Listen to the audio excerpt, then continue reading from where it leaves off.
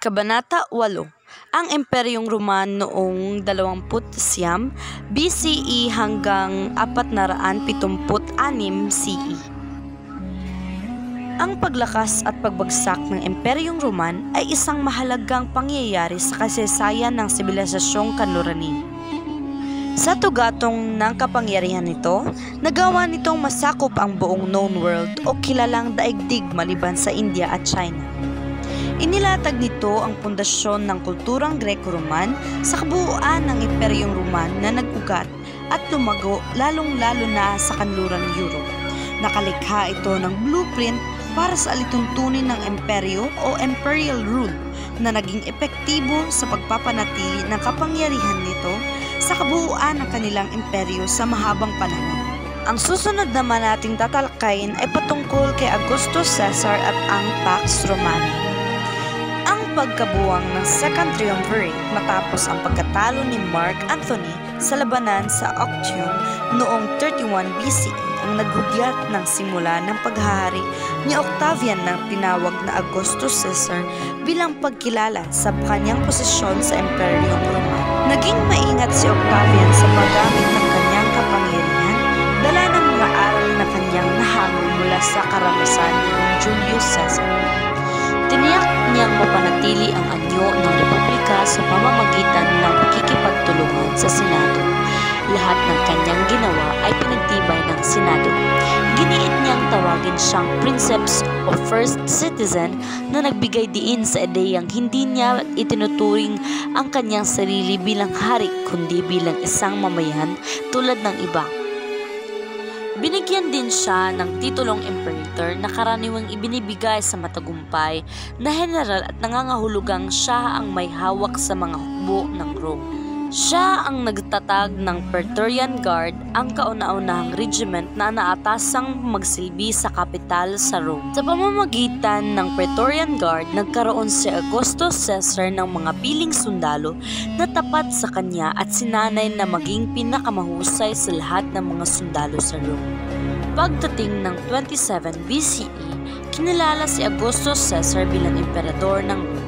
Sa ilalim ng kanyang pamumuno, nagsagawa siya ng mga pagbabago na nagbigay daan sa Pax Romana o Roman Peace noong 27 BCE to 180 CE. Ang susunod naman ay ang Pax Romana noong 27 BCE hanggang 180 CE. Ipinagpatuloy ni Augustus Caesar ang paglalatag ng pundasyon ng Imperyong Roman na nakilala bilang panahon ng kapayapaan at prosperidad. Isa sa mga unan niyang tinangkang gawin ay ang buhayin muli sa ang mga tradisyonal na pagpapahalagang na nagbigay ng kadakilaan at karangalan sa Rome noong mga nakalipas na panahon. Ang pagiging masikap, disiplinado, payak, makabayan at mahinahon ay pinahalagahan at binigyan diin ni Augustus Caesar sa pamamagitan ng kanyang pangunguna bilang halimbawa.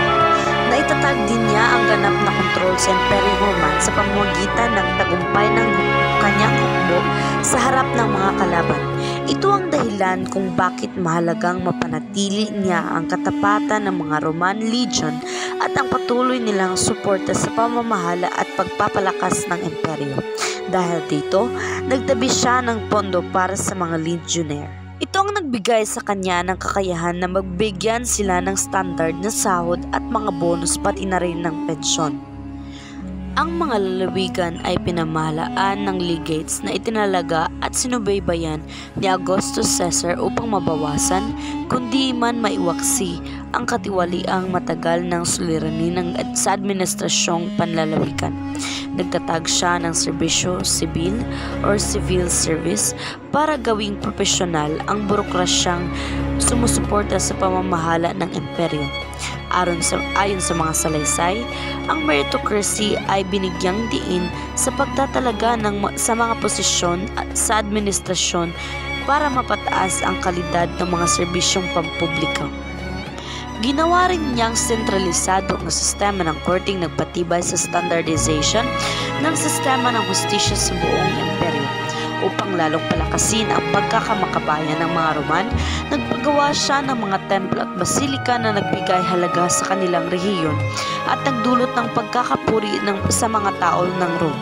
Sinabi na kanyang isinaayos ang 82 templong na matatagpuan sa kabuuan ng imperyo upang hikayatin ang pagsamba sa tradisyonal na relihiyon ng mga Roman. Ang ganitong tunggalian para sa kapangyarihan ang naglubog sa Imperyong Roman sa digmaang sibil noong mamamatay na si Augustus Caesar.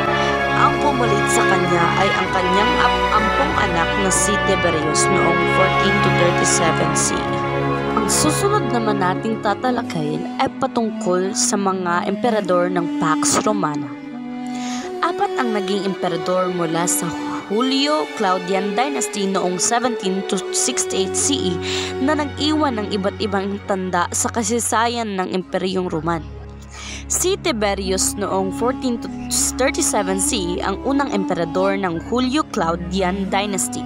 Inilarawan siya bilang isang mahusay na administrador. Subalit, ayon sa mga salaysay, hindi siya masyadong gusto ng tao at kadalasan ay may pag-aalinlangan ang mga tao sa kanya. Ang sumunod kay Tiberius ay si Caligula noong 37 to 41 CE na sinasabing isang baliw.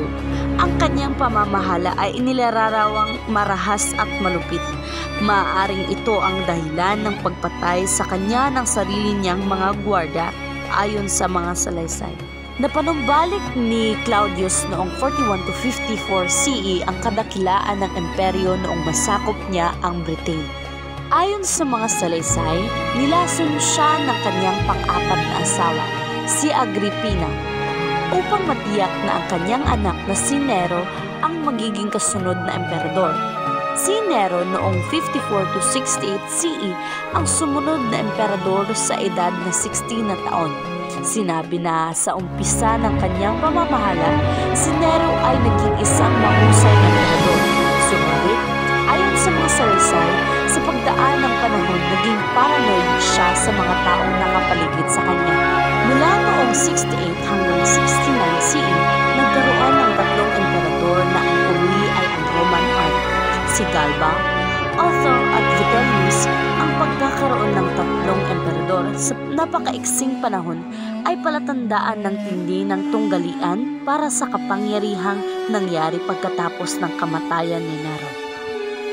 Si Vespasian ang tumapos sa digmaang sibil noong 69 CE at kanyang naibalik ang kaayusan. Siya ang nagtatag ng Flavian Dynasty at nagsilbi bilang kauna-unahang emperador nito. Isa sa mga unan niyang ginawa ay ang magpatupad ng mga pagbabago sa hukbo upang tiyakin ang kanilang katapatan sa bagong tatag na dinastiya. Ang kanyang anak na si Titus noong 79 to 81 CE ang sumunod sa kanya.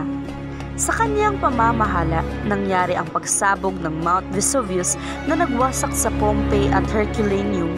Noong panahon din niya unang nabuksan ang Colosseum.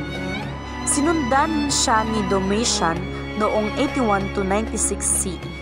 Ang pagtatapos ng Flavian Dynasty ang nagudyat sa pagsisimula ng panahon ng limang mabubuting emperador. Nerva ay isang senador na itinalagang emperador ng Senado. Siya ang nagtatag ng adoptive system para sa pagpili ng susunod na emperador. Batay rito, ang nagsisilbing emperador ay maaaring pumili ng pagpalit sa kanya batay sa kahusayan at integridad nito. Kanya ito aampunin para ito ay maging karapat-dapat na maging susunod na emperador. Napatunayan na mabisa itong paraan ng pagpili ng emperador dahil naipakita ng mga sumunod na emperador ang kanilang kahusayan sa pamamahala. Si Trajan noong 98 to 117 CE ang pinili ni Nerva na sumunod sa kanya. Siya ang kauna-unahang emperador na nagmula sa lalawigan. Ipinanganak siya sa Spain. Sa ilalim ng kanyang pamumuno, naabot ng Imperyong Roman ang pinakamalawak na sukat ng imperyo noong masakop nila ang Mesopotamia at Dacia sa silangan. Binigyan siya ng titulo ng Optimus Princeps o ang pinakamahusay na emperador. Ang sumunod sa kanya ay si Hadrian noong 117 to 138 CE. Napagpasyahan niyang sapat na ang mga lupaing nasakop ng imperyo at minabuti niyang patibayin na lang ang pagkakaisa ng mga ito. Nagtatag siya ng isang sistema ng koreo o postal system na nagsilbing paraan upang maiugnay ang malalayong mga laliwigan sa sentro ng imperyo. Si Antonius Pius noong 138 to 161 CE ang sumunod sa kanya. Sinasabing walang kagilag-gilas na nangyari sa ilalim ng kanyang pamumuno. Ang kahuli-hulihan sa 5 mabubuting emperador ay si Marcus Aurelius noong 161 to 180 CE. Noong panahon ng kanyang pamumuno, dumami ang pananalakay ng mga barbaro sa mga hanggahang lalawigan ng imperyo, lalong-lalo na sa Syria at sa Danube. Ang pagkamatay ni Constantine the Great ay naghudyat ng muling pagsisimula ng tunggalian para sa kapangyarihan ng mga nagnanasang makuha ang kanyang trono. Si Theodosius I noong 379 to 396 CE ang kahuli-hulihan sa mga emperador na nanggahari sa Imperyong Roman. Sa kanyang pagkamatay, nahati ang nagkakaisang imperyo sa dalawa niyang anak na lalaki. Ang Imperyong Roman sa silangan ay patuloy na umunlad dulot ng kayamanang umagos dito mula sa silangan, habang ang kalagayan sa Imperyong Roman sa kanluran ay nagsimulang lumubha sa ilalim ng mahihinang emperador at ang pagtindi ng paghihimasok at pananalakay ng mga Germanic tribes mula sa Hilaga. Noong 410 CE, sinalakay at pinagnanakawan ng Goths sa pamumuno ni Alaric ang Rome. Ang huling hagupit na nagtapos sa Imperyong Roman sa kanluran ay ang pananakop sa Rome ni Odoacer noong 476 CE. Ang susunod naman nating tatalakayin ay patungkol sa pagbagsak ng Imperyong Roman. Pagkatapos ng ilang taong pangingibabaw, ang Imperyong Roman ay bumagsak noong masakop ng mga Germanic tribe ang Imperyong Roman sa kanluran. Bagamat nagpatuloy na umunlad ang Imperyong Roman sa silangan, sa loob ng 1,000 taon, ang Imperyong Roman mismo ay wala na. Maraming masalimuot na mga dahilan ang nagbigay daan sa pagbagsak nito. Marami rito ay panloob.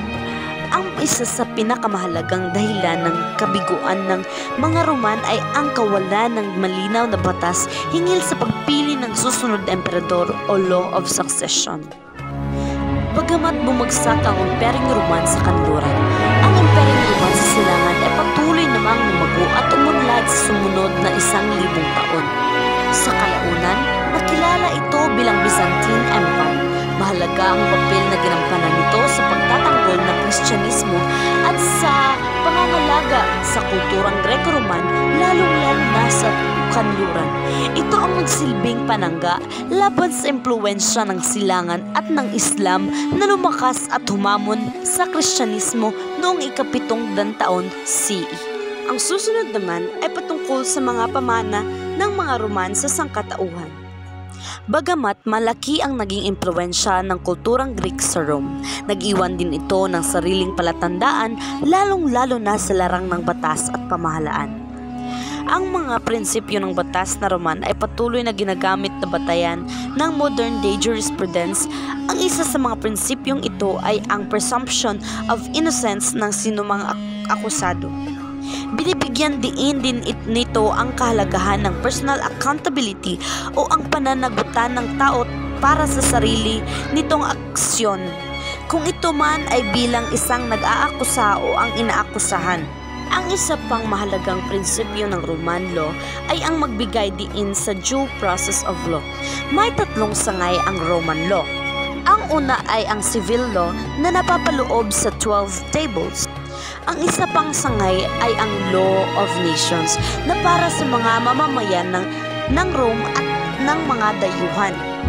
Ang pangatlong sangay at ayon sa mga scholar ang pinakamahalaga ay ang Natural Law. Ayon sa mga scholar, ito ay product of philosophy and not of judicial practice. Gumawa gumawa rin sila ng mga istruktura sa grandiose scale upang ipakita ang kanilang kapangyarihan.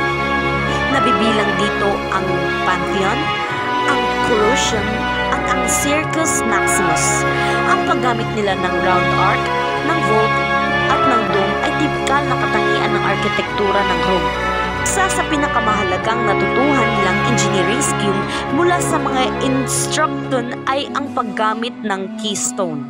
Ang alpabetong Roman ay patuloy na ginagamit sa kanluran na halos walang pagbabago.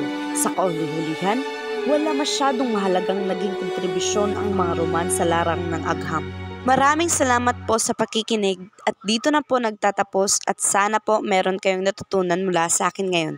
Paalam!